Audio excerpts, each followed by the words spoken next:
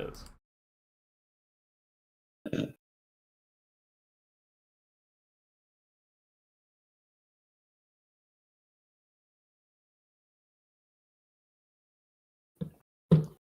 OBS says we're doing something, but YouTube Studio does.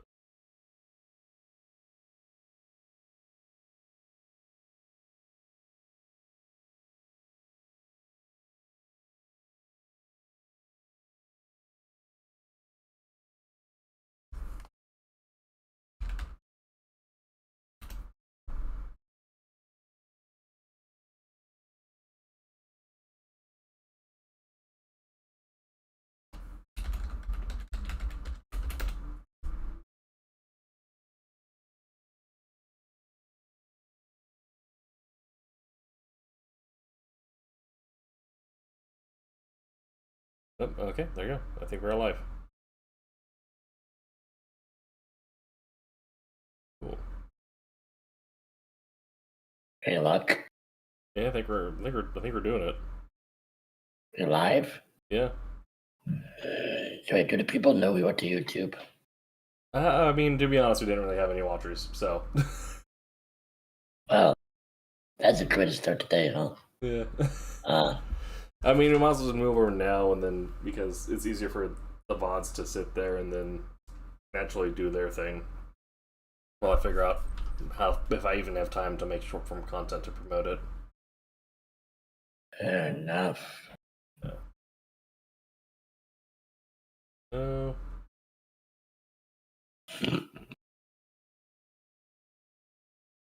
Right. What is our first topic? We have five today. How, if I even have time. We do have 5 today, so we're gonna do a normal size show. And I remain. I've been up till like 5 a.m. Yeah. There's reasons for that. Mostly because they set a timer for 8:30, and my body wanted to say, screw off. We slept now, and we're not letting you go back to sleep. So now I'm awake. there you go. You know, all day. Yeah. It's funny how that works. Yes. Yeah. And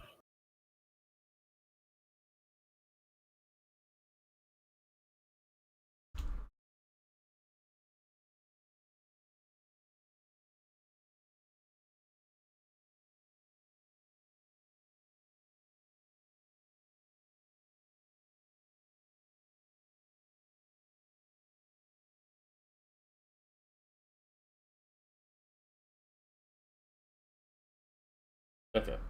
All the stuff I need. Turn on and then up. Good there. Great. Okay. We're good. Yeah. All right. All right. I'm ready when you're ready, friendo. Okay. Perfect. So welcome to Free Beer Society for the week May 25th, 2025. On the docket today, everything's more expensive and does less of what we want it to. It's great and terrible.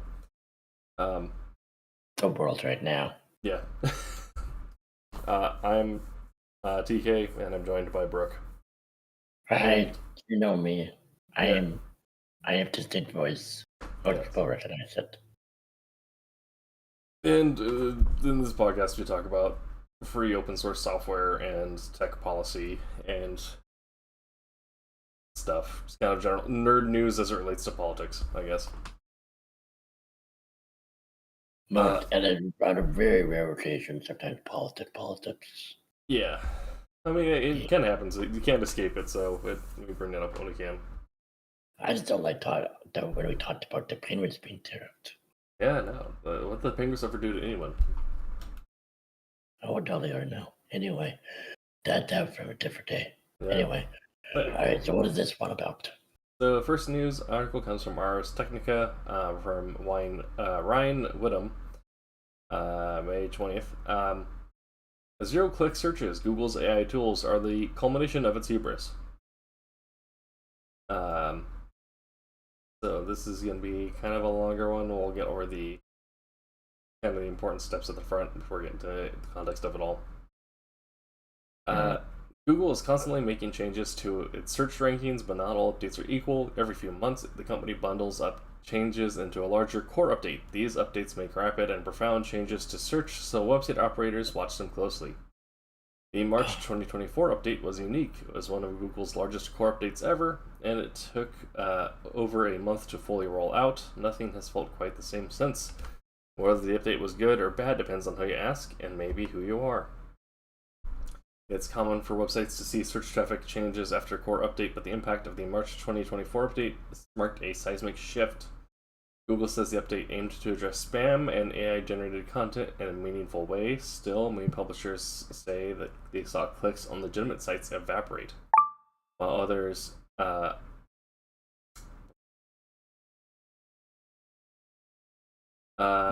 have had to cope with unprecedented volatility in their traffic. Because Google owns almost the entire search market, changes in its algorithm can move the internet itself. In hindsight, the March 24 update looks like the first major Google algorithm update for the AI era. Not only did it supposedly veer away from ranking AI-authored content online, but also laid the groundwork for Google's ambitions and often annoying desire to fuse AI with search. A year ago, this ambition surfaced with AI overviews, but now the company is taking an even more audacious route, laying in a new chat-based answer service called AI Mode.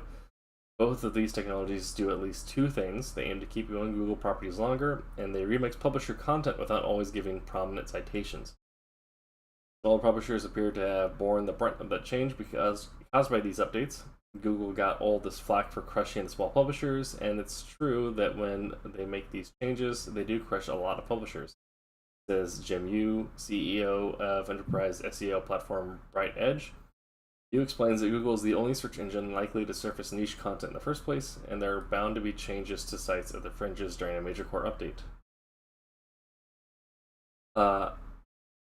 So getting into what this means for now.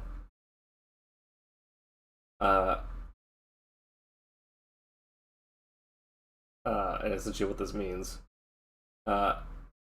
is that with the current state of Google, legitimate websites and content hosts, providers, things like that, are not getting any views at all on their websites, to a point where search traffic is dwindled on most blog forums and anything like that. And the AI overview is now but taking all that information and regurgitating it without citing it. So it's very likely that the content being referenced won't even be available for the person doing the search. And we already have anecdotal evidence of this stuff coming back being super messed up and skewed, like the AI search that had Google saying that glue was a great topping for pizza from last year. And so now we've had a year of this existing, and marketing firms, and I had some experience with this myself when I was still in marketing. I got to see essentially search traffic die in real time. If you're running a smaller company, it's very likely that now you can no longer effectively market for search because AI has destroyed that, and you're not going to be able to get any traffic from it. And with everyone either using ad blockers or paying for services without ads, this is kind of like the last nail in the coffin for small mom and pop shops in terms of how they can market in the digital age. And we'll have to figure out what the next big change is going to be. They die. Yeah. Exactly. We're thinking it's gonna. So this is something that, like, when I worked in marketing, kind of is it's gonna have to return towards local video, dealing with like a lot of more local agencies, and not necessarily doing like TV ads, because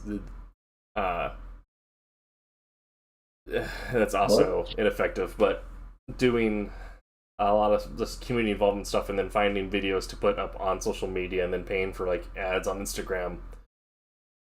Because that's about the only place now that ads actually get watched. But I guess all this to say, Google's AI is now killed Google in terms of what made it usable. Well, they would turn against us eventually. Yeah. I mean, I've already been using DuckDuckGo for a little bit because it doesn't sell your data. Yeah, but But I want to kind of digest a bit here with this also. yeah, The thought is like we've had about a year, a little over a year now of AI, really. right. You know, but kind of a weird realization, in a way. And I think relative to the advancements in robotics more than now, maybe. Yeah. It just what did that few years could be like, considering how this year went. Yeah. I mean, That's what I'm thinking about. yeah. I mean, it's kind of like, I imagine like the trend we saw this year, where people who are more tech savvy and tech forward, or just interested in tech in general, switch to alternatives away from like Google Chrome or Safari and move to things like Firefox, Brave, or Opera. Thanks to PewDiePie, Linux fucking blew up in terms of its user base, because a lot of people just got tired with Windows AI, as well as Apple constantly trying to monetize your personal info. Yeah. So, I mean, and a lot of people are now putting together social media sites built around a ban on AI. It's like Blue Sky, you cannot post AI content to your art. If you're like an artist, like you have to put like a special tag on it. I forgot the other name, but there's now an alternative to Instagram that a lot of artists are going to, that bans AI. And now like Reddit searches are just, Reddit forums and searches blowing up with ways for disabling onboard AI that's being forced to the programs and things like that. Whereas some of the tech illiterate and people who are either regressive or regressive in some of the way they think, but as well as kind of like the guys in the toxic manosphere that kind of want to do things cheap and easy without actually putting in the work, are promoting AI and then putting out a bunch of AI drivel that is either actively full of misinformation, does not do calculations correctly, or actively steals artwork and other like forms of input. So while we can see like AI when it's used well, something like NVIDIA like FrameGen, right, or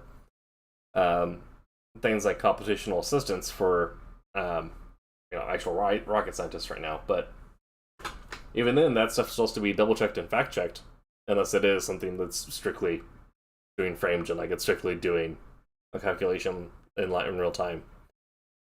But I think we're gonna continue to. I mean, we're going to get into this in a later topic as well. But I think we're starting to see another division within the internet of tech heads and normies, and I think that's going to get deeper as time goes on.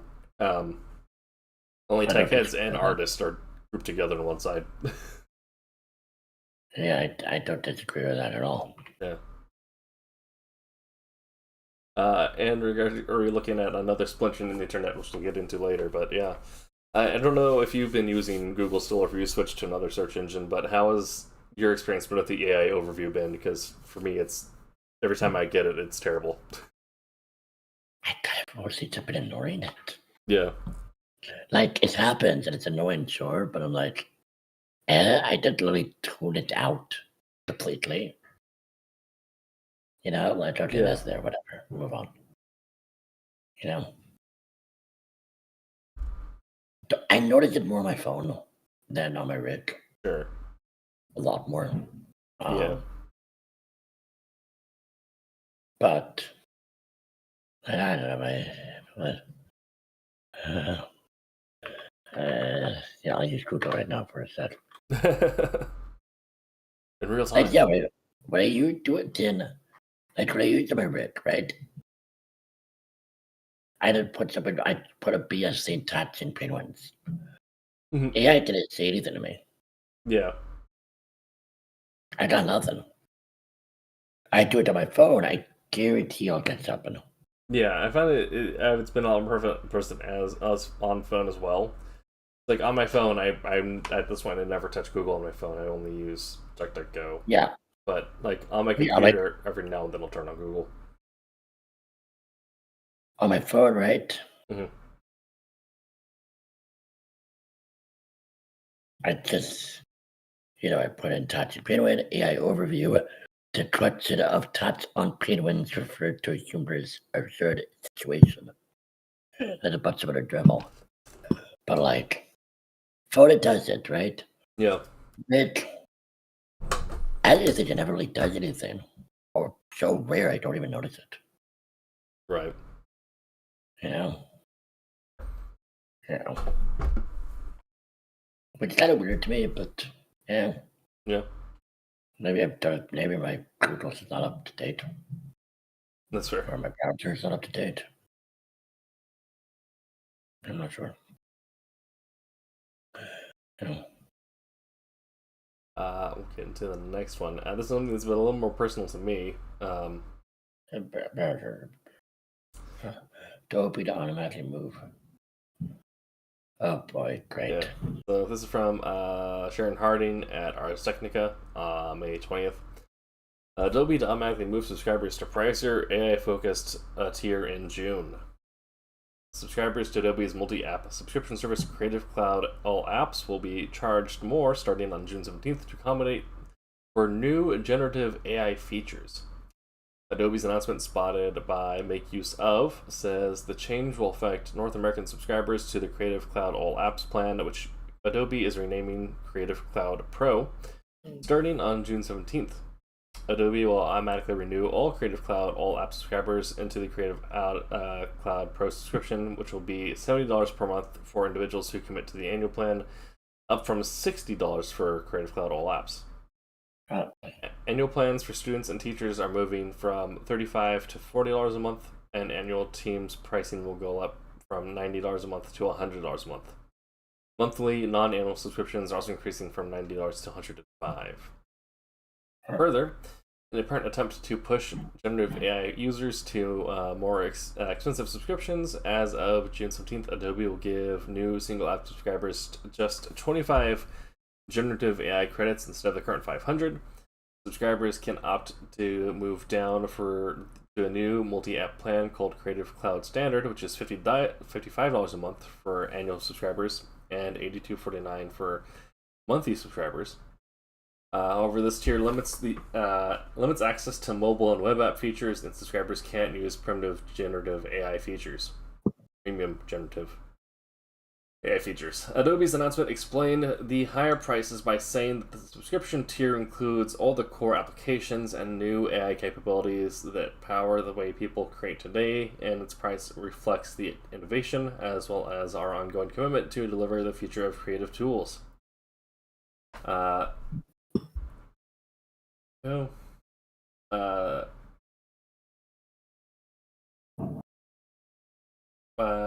I'm going to skip down a few paragraphs here. By automatically forcing customers onto a more expensive plan, Adobe risks upsetting, disrupting, and confusing customers, even though the company is emailing customers about the change. The changes also give credence to fears that many customers had when Adobe started incorporating generative AI into its offerings.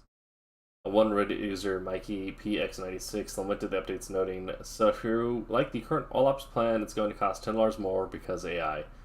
Or you can downgrade to a cheaper standard plan but lose access to features that you had the whole time, like full access to the iPad/iPhone apps. Also, 25 credits in the standard plan is not nearly enough since AI features don't always give great results on the first try.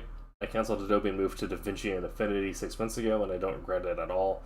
Adobe never ceases to create new ways to nickel and dime their customers." So yeah. Recently, I canceled my Adobe subscription because I was on Creative Cloud all apps, and I found a way. And the shitty thing about this too, right, is because they have an annual subscription. So if you cancel your monthly plan before the day that it renews every year, you get hit with a fee. So there's only one day a year that you can unsubscribe without getting feed. That's bullshit, but okay. It's super bullshit. I found a way. If you go to cancel your plan, depending on how your account status, they might get the option to move. They'll give you options like, instead of canceling, switch to a different plan or different program. So I did that. I switched to the cheaper Photoshop only, which gave me partial refund. But then it's a glitch, so do this now before it gets patched. If you cancel from there, it puts you into a 10-day free trial. So if you cancel from that, it cancels your entire account, but it says you're canceling in a 10-day free trial, and it gives you a refund for the month for the smaller plan. Oh boy. So I'm completely off the Adobe infrastructure now. Using GIMP and Photopea for photo editing, and I use Kden Live for video editing. But yeah, this is just kind of following off Google, another trend of AI making it actively harder to use the software that you've been used to. They're making it harder. That's just weird. That would never happen. Right, yeah. It's going to be more expensive too, because of course. Money. Yeah, and it's going to be more expensive to do less features if you're just a standard user, because now you're losing the iPad and iPhone apps if you don't pay the extra whatever. So it's still an effective price hike, even if you opt out of the upgrade. Upgrade. That is bullshit. Yeah. That is such bullshit. And similarly, Canva is doing something with their pricing as well that mirrors this. So I imagine a lot of the premium paid features creative platforms that digital artists have been using are going to become more expensive or just harder to use for the actual creating of art, unless you are just pushing out AI content. Because money, people. Because money. And keep in mind, this is all using American AI infrastructure, which, as we noted, is less efficient and produces more emissions than things like the open source Chinese AI alternatives out there. So, honestly, it's ridiculous. Yeah. This should not be like this. This is I don't want to say something generic. I say that too much. Yeah. This is obviously pure greed. Well, 100%, yeah. But the other aspect is AI focused here, okay. Mm-hmm. On one side, I get why companies are pushing AI so much. It's a new hot thing. It's a new toy, yeah. This may be a horrible analogy, forgive me everyone if what's this, but I think I could be wrong with my history on this, but I don't think I am. Like the tank. When a tank was made, at least the World War I tank, right? A lot of generals wanted to use it because it's a new toy, it was exciting. They had no idea how to use it. And I think those things were death traps. Yeah. The cancel numbers were very high with those things. Yeah. It took a while until they forgot the military actual application, proper application for the tank, and strategy, etc.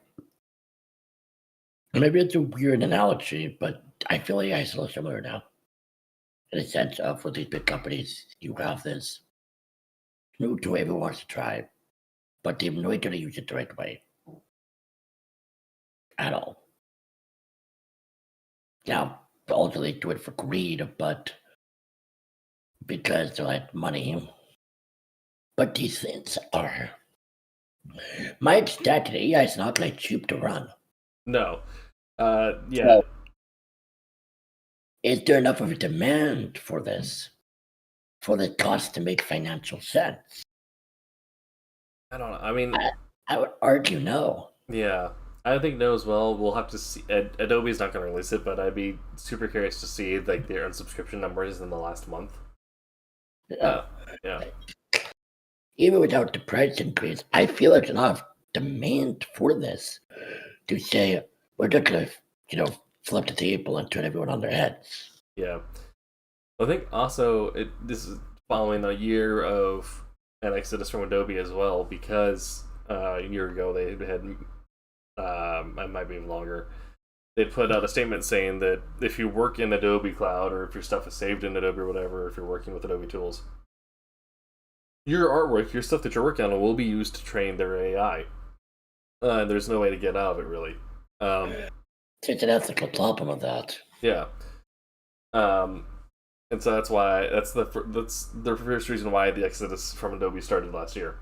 And I think part of the price increase could also be because losing a subscriber base means that you have to charge more to get the same amount of profit from lesser amount of people. Yeah. So yeah, it's in my opinion, Photoshop stopped being good when they stopped doing the lifetime license. For like each iteration, you could buy a lifetime license for an iteration and then essentially trade it in for a discount on the next release. Yep. But yeah. So if someone still has like was it Photoshop like Suite 24, whatever the last one was before they went to cloud, hold on to that, because that's the last fully functional form of Photoshop, it feels like. But there are open source alternatives to things like GIMP or Photopea, and Photopea is a browser based, and it has most of the functionality of Photoshop. GIMP is getting close to there with their new release, and you can download tools in GIMP to make it look and run like Photoshop. So your shortcuts and tools, like the icons, all look the same. So if you're used to working in Photoshop, you can just move over to GIMP, and it's almost a one-to-one with that. Okay. With those mods installed. Speaking of GIMP, I'll be in there after this to make the thumbnail for this podcast, because I forgot to make one before we went live.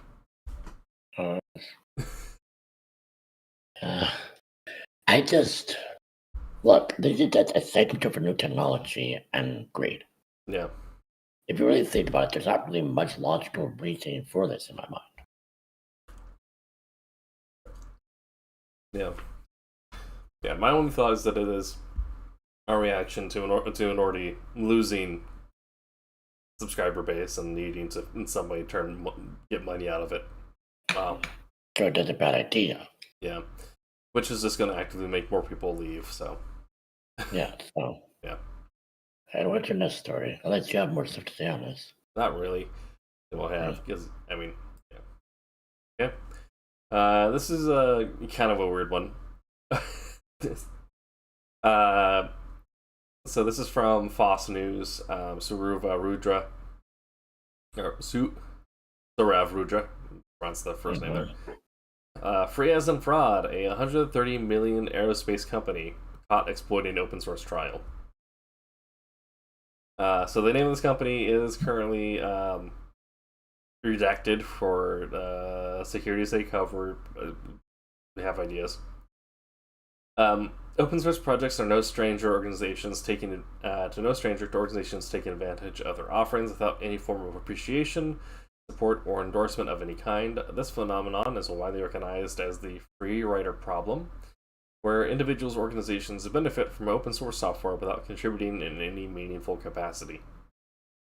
A recent revelation by Olivier Lambert, CEO of Vates and the creator of Zen Orchestra, and XCP.ng or -ng shows how low some organizations can go when they are focused on cutting costs while completely disregarding the efforts of open source developers.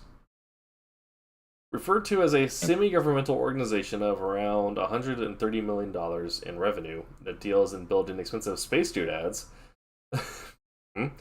the unnamed organization is said to be running hundreds of physical hosts and nearly 4,000 virtual machines, with most of their IT stack running on Zen Orchestra. Like many other open source software, Zen Orchestra offers managed services for a fee. Anyone who wants to use Zen Orchestra has two options. They download the open source version and host it and manage everything on their own, or they pay a fee to Zen Orchestra and get full support from them. Instead of opting for the self-hostable, fully open source Zen Orchestra and setting up themselves, this organization has been abusing the free 30-day trial for over a decade. In the past, Vate's team has reached out to the offending organization, offering them support for their issue, and even spent nearly a full day assisting them during their early "we're just testing this and maybe planning to buy" phase. But over time, it became clear that this organization wasn't interested in a proper commitment, only in exploiting the free trial to avoid paying for the software. Redditor's theory on what could be happening caught my eye. They speculate that someone from the unnamed organization created a script a long time ago, but they left and no one in the current pool of employees knows how to work it. So rather than risk breaking anything or paying for a license, they're happy abusing Zen Orchestra's free trial. Even Olivia suspects they're probably running some script to automate the creation of new trials with phony email IDs, but to use their organization's name in every new trial account they make. How shameless and ignorant can they be? Anyway, you don't know exactly who did this, but if anyone from their team or management is reading, it's time to clean up your act. This is just kind of a funny, weird software story. I don't know if it's funny, but it's weird for sure. Yeah. Again, we love free open source software, but as an individual using it and not really doing anything to like writing code and giving it back or whatever is usually fine as an individual. Even like if you're as an individual and you're just like voicing complaints in the forums or allowing them to do software surveys or hardware surveys, that's usually more than enough to give back to the developers because they're helping them solve problems with their software. But an organization is usually expected to either pay the usage fee or create code and then issue it back to the community as part of, the idea of perpetuating a healthy ecosystem and helping software grow and develop. But this aerospace semi-governmental organization has been essentially doing like service theft for over a decade by using an automated script to create 30-day free trials over and over again using the company email.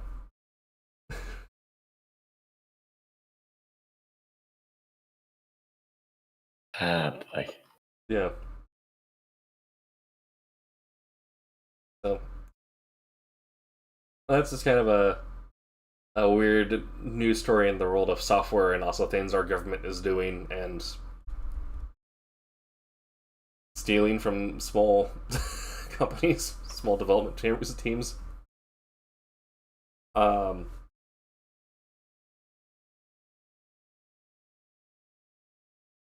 At some point, you may get up to this on if they actually, get booted out or have to start paying for the services they've been using. Fair, Yeah. I think they'd have to start paying, but I really must say on this topic, Yeah. I mean, it's just funny the things we'll do that, but we'll spend, I don't know how much money on SpaceX and Doge doing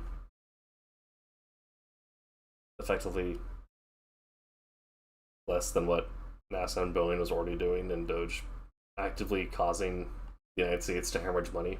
So, but Doge the key tenant to the U.S. government now. Yeah.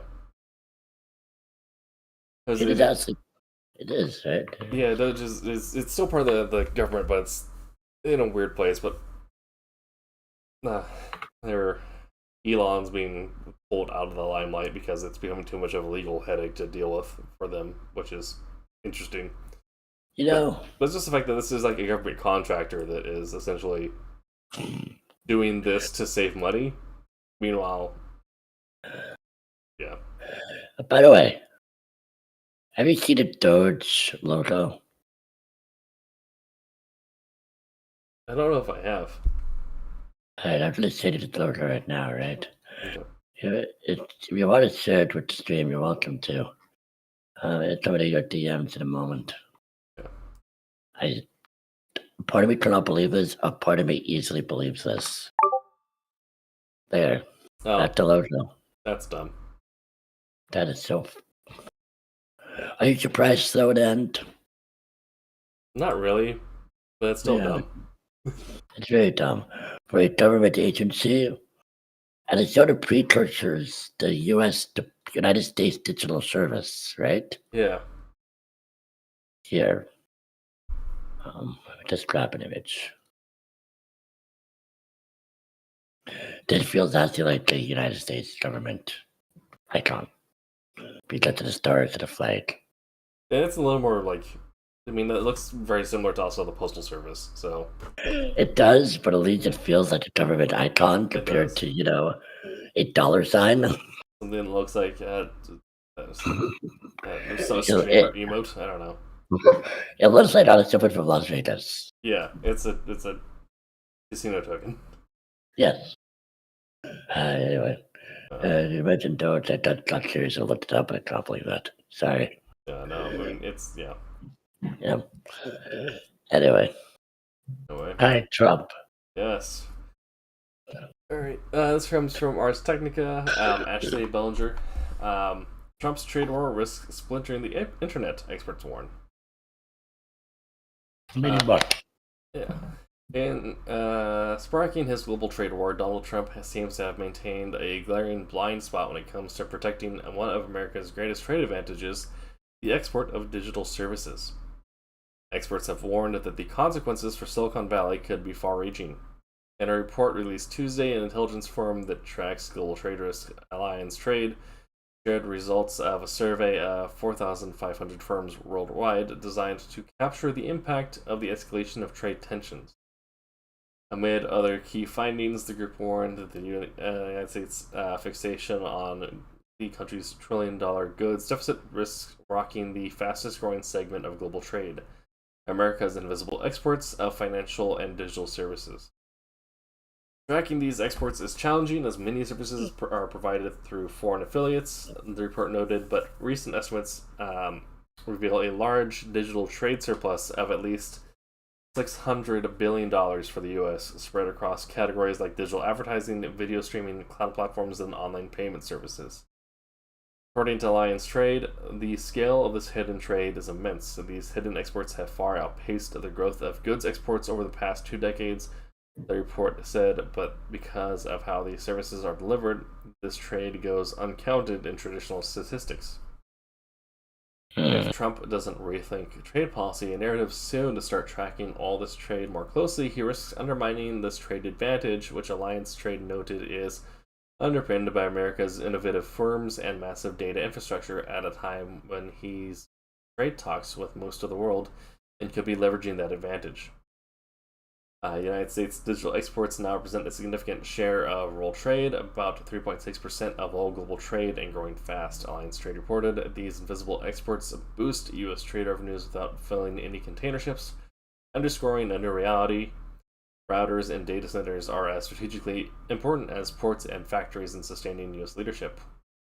Without a pivot, Trump's current trade tactics requiring all countries impacted by reciprocal tariffs to strike a deal before July 8th, while acknowledging that there won't be time to meet with every country, could even threaten U.S. dominance as the world's digital content and tech services hub, Alliance Trade suggested. U.S. trade partners are already looking into tariffs or taxes on digital services as a retaliation tool that could cause pain to the U.S. The report warned, and other experts agreed that if such countermeasures became a permanent fixture in global trade, it could significantly hurt the U.S. tech industry, perhaps even splintering the internet, as companies are forced to customize services according to where different users are located. Yeah, Jovan Kurbalaja, a former Kurbalaja, I'm sorry if I'm saying that incorrectly. I doubt you're watching this, but in case you are, I don't know. A former diplomat and executive director of the Diplo Foundation, who has monitored the internet's impact on global trade for more than 20 years, warned in an April blog that this could have a more profound impact on the U.S. than any other retaliatory measures. If the escalation of trade tensions moves into the digital realm, it could have far-reaching consequences for Silicon Valley giants and the digital economy worldwide, Kerbalaja wrote. So, then we get more context there. But, getting into it, essentially what we're looking at is, I mean, when we first started the podcast and this topic came up, the trade deficit and tariffs, I had mentioned that the trade deficit is a non-reality. It's just something made up because America does not create material value. It does service value in technological and financial services. That's been America's economy since the 80s. And we stopped manufacturing and moved, because of economics, made it impossible to manufacture in the United States. It moved to doing essentially all services, first financial services, then marketing, and as technology advanced, data infrastructure. And so now, like, most of the world runs off of Amazon Web Services, AWS, or Cloudflare, or Google Cloud, iCloud, things like this. Yeah. And that is our, when you count the actual real money value of the services we put out, we're actually at a trade surplus where we get so much surplus value in our trade not being tariffed the way that Trump had.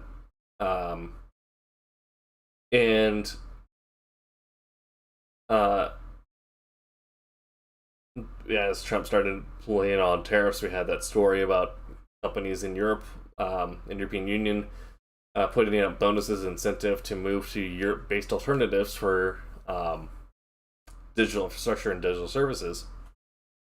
So we're already at a point where the ball has started rolling and software is already in development that will pull away from American dominance in the tech sphere. And I don't think that's a bad thing necessarily. But we're going to get to a point where the internet may end up being hyper localized because places are not going to be using US made infrastructure. So there'll be some places that normally would be accessible now that won't be accessible in the future. And we may end up having, instead of a World Wide Web, a kind of fractured, politically oriented web. Yeah. Yes, but I'm going to do an argument here. Mm-hmm. I think, I could be very wrong on this.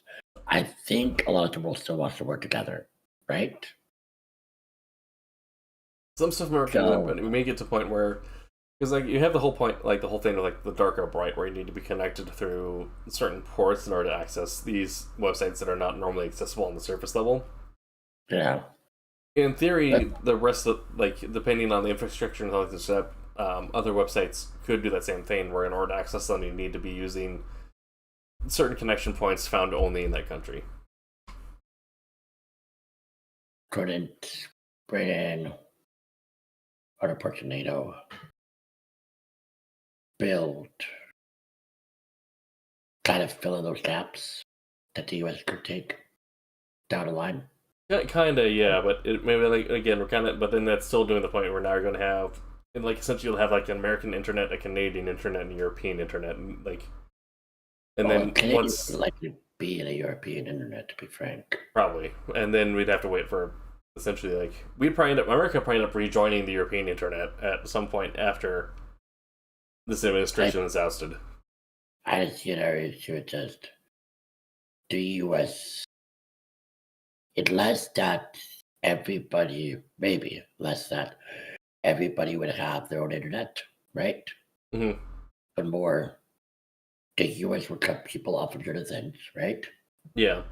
And a world similar to how trade is being worked on right now, and not like oh, people are not going to do trade now, or people are not going to trade exactly like they used to. It's going to be, we'll just cut the U.S. out of it. Yeah. You know, Uh, we will go back to how we were, yeah, but it does U.S. will not be put into the equation. So Yeah. will we have a global wide web, internet? Sure, totally. Yeah. You know, if the U.S. want to be isolationist, then they can have their private internet like North Korea, and you know, Yeah.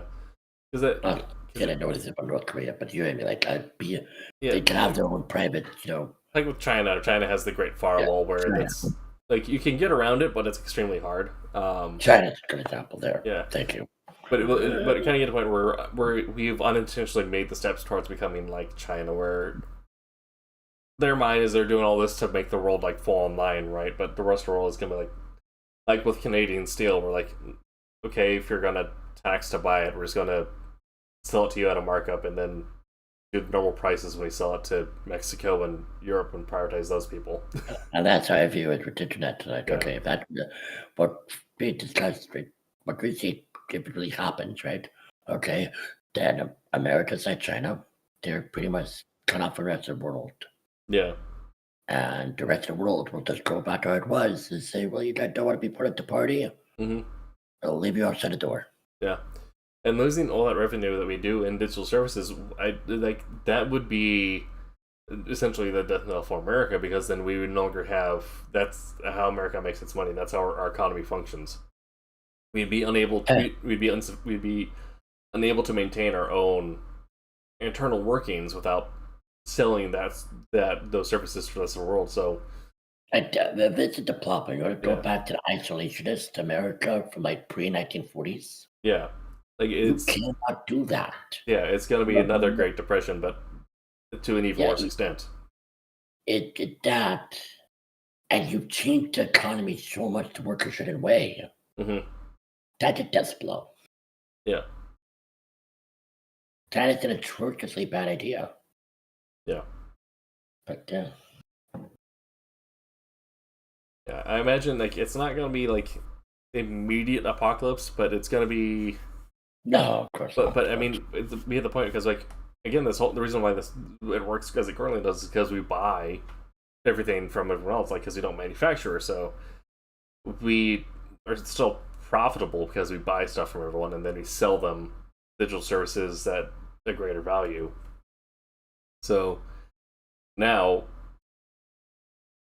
without being able to buy the things that we can't manufacture, like cars, like electronics, like most of our produce, because again, most of our produce comes from Mexico, Africa, or Ukraine. So it's going to be like a slow trickle to extreme scarcities on everything. Well, it's happening out there right now. Yeah. No offense. Anyway, what's the next one? Let's just more to talk about this. I think we hit pretty well. The last story is related, but broad scopes. This is from Courtney Brown at Axios. I love. Go ahead, sorry. Okay. Say Trump trade threats bring volatility back to markets. I love that board he had. It's I love how everything on here is just factually incorrect. I love what the internet did with it. Yeah. Did you see the Star Wars version? I didn't see the Star Wars one. I saw the Warhammer one. Oh, that's funny. I'm going to try to find a Star Wars one for you later. Alderaan with just 0%. Perfect. Yeah. Okay. Anyway, yeah.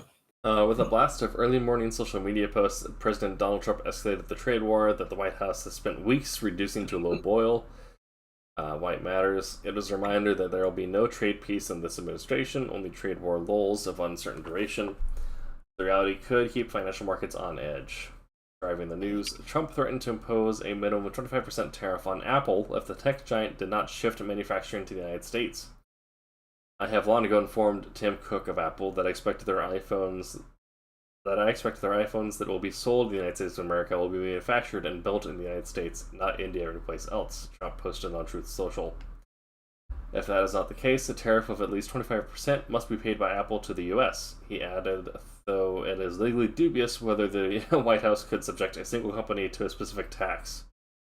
Because it's not actually a tariff as much as it is just the way it'd be structured. They're threatening to impose a fee or a fine. May analysts say that made in the United States iPhones are unrealistic, and if somehow it did happen, the product would be notably more expensive. Apple's Why is that? I'm sorry, was it? Why is that? Oh, so actually the most basic answer, we could probably go into in a later episode, is that the fact that the United States simply does not have manufacturing capacity anymore because it was still dismantled in the 90s and early 2000s. So we actually do not have the required facilities or space or infrastructure technology to manufacture internally. Our roadways do not work to be able to handle that volume of commercial traffic. Our ports have all been kind of restructured to be import focused, not necessarily moving that quantity of manufacturing materials. And we also have not invested on the technology required to manufacture on that scale. So in order to begin even close to manufacturing, we'd have to import all the machines that are already in factories in China, Japan, India, because the manufacturing industry in those places is actually much more advanced technologically than it is here. What little we do manufacture here, and again, it is little because we don't have the physical capacity to move or manufacture that many goods, is done at a way that is 10 to 15 years behind of the rest of the world when it comes to manufacturing. I don't know if they have the statistic here, but they get down to it. But essentially, like you'd be looking at like 100, like I can't remember if it's 130 or 1,300% increase on the Apple products if there were to be just to get maintain similar margins to where they're currently at now. Fair. Yeah. Apple's Tim Cook has announced billions in investments for United States manufacturing plants, though Trump is still unsatisfied. About 30 minutes later, Trump said that he recommended a 50% import duty on European goods starting on June 1st, a far higher rate than the 20% Liberation Day rate that was later scaled back to 10%. The European Union, which is formed for the primary purpose of taking advantage of the United States on trade, has been very difficult to deal with, Trump posted. Our discussions with them are going nowhere. The big picture. It is a sharp contrast to the administration's message in recent weeks, with top economic officials suggesting progress on a slew of trade deals ahead of the expiration on the 90-day pause on reciprocal tariffs in early July. Commerce Secretary Howard Lutnick told Axios' Mike Allen this week that the administration would notch deals with most key trading partners by the summer. I think most countries will have an idea of what we want to do with them, Lutnick said. On Fox News this morning, Treasury Secretary Scott Bessent said that there are 18 important trading partners, with the exception of the EU. Most are negotiating in very good faith. Between the lines, Vice President J.D. Vance met with European Union officials, top official on Sunday, and Vice President J.D. Vance met with the European Union's top official on Sunday and signaled the meeting would help kick trade talks into high gear.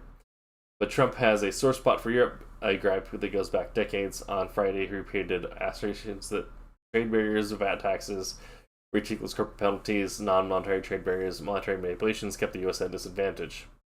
Lutnick told Axios that some countries are impossible to negotiate with, including the European Union. Bessent will often tell reporters the bloc is the most difficult to negotiate with because who do you call, quoting Henry Kissinger.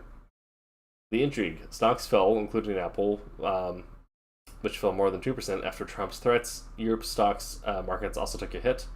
Yields on U.S. government bonds have been shooting higher on concerns about the tax package making its way through Congress, which would add trillions to the deficit. But now the trade is front and center again. And the yield on a 30-year Treasury bond note briefly fell below 5% before rising back some. The bottom line. Trade tensions appeared to move back to the back burner. Trade tensions appeared to be moving to the back burner. Trump reminded financial markets that he could dial up tensions anytime he wants. So essentially, this last part here is saying that because the Trump's current economic plan is going to add trillions to the deficit after Doge already added millions. So the American First agenda, as we all knew, is a lie. It exists there for Trump to make back his money and pay back his debt to Putin, which also this reference here is the whole reason why Trump doesn't like Europe going back decades. A deal that isn't just this isn't a great mistake for the American government, although certainly there have been American trade partners that have not liked working with Europe, but Trump as a person has been unable to do business in Europe successfully because he wants to break every single law possible over there, and they've constantly told him, no, you can't. I wonder why he wants that. Yeah. That was surprising. And part of recouping his losses have been loans he's taken out from Russian oligarchs, which is why he got into investigation in the late 90s anyway. And the whole reason why he ran for president in, 2016, was because he was close to getting arrested for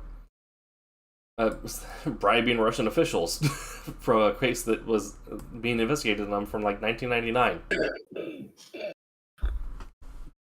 It's kind of scary that he was elected twice. Yeah. It's, yeah.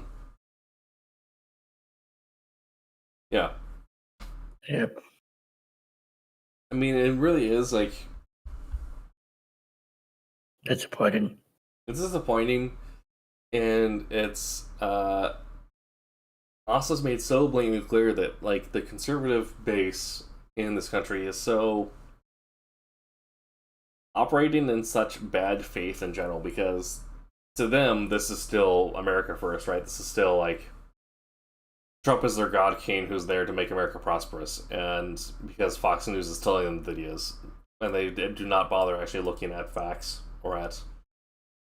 If you put a number and, a citation next to it, they immediately, say that it's fake news and turn off their brain because they can't possibly accept the fact that they're wrong about anything. My own personal soapbox, but I just have to say it. Fair.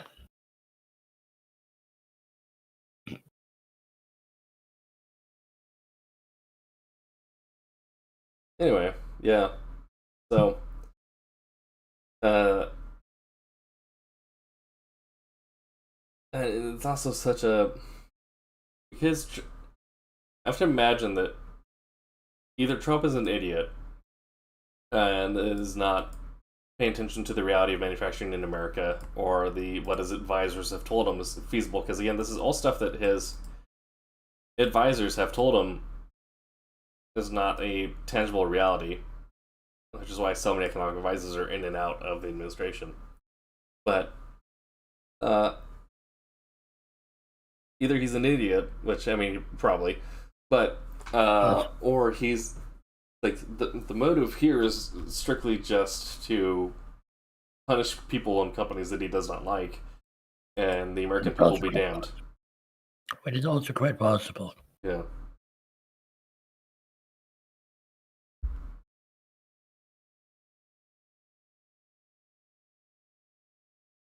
So, yeah. Adam, do you have any thoughts on this? Look, I know who he is. I don't even thought. It's not surprising. Yeah. This is.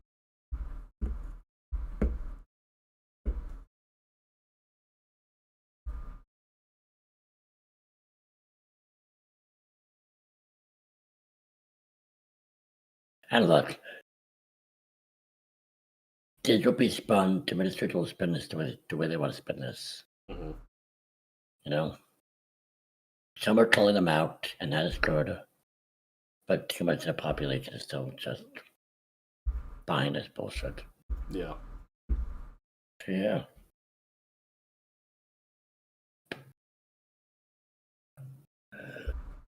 I think at some point we might be able to, like,